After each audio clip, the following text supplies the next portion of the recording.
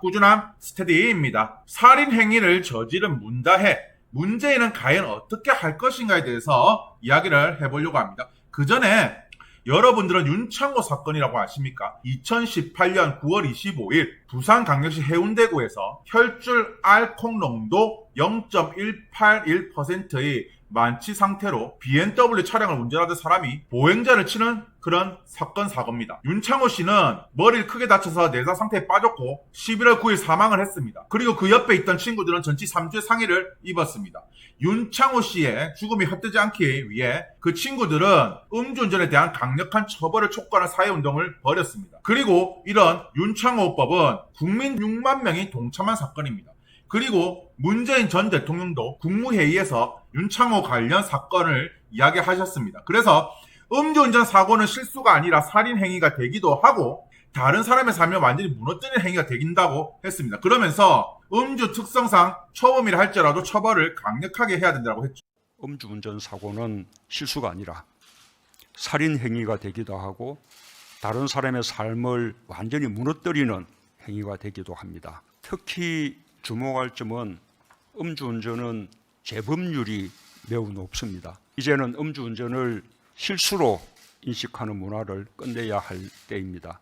초범이라 할지라도 처벌을 강화하고.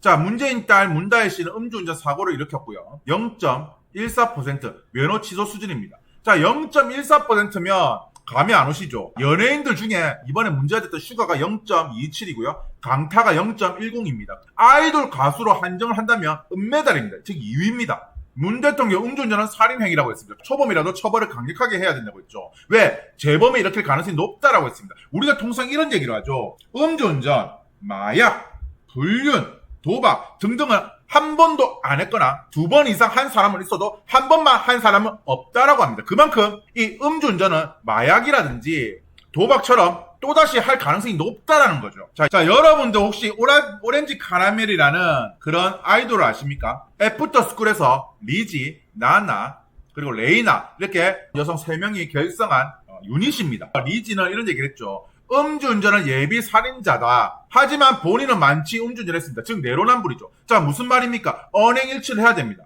전직 대통령은 국민들의 모범이 돼야 될 자리입니다. 그렇다면 본인이 내뱉은 말에 대해서 비록 딸이지만 내 딸이 음주운전을 일으켰고 살인마에 관련한 살인마에 준하는 처벌을 받아야 된다고 본인에서 나서야 된다고 저는 봅니다.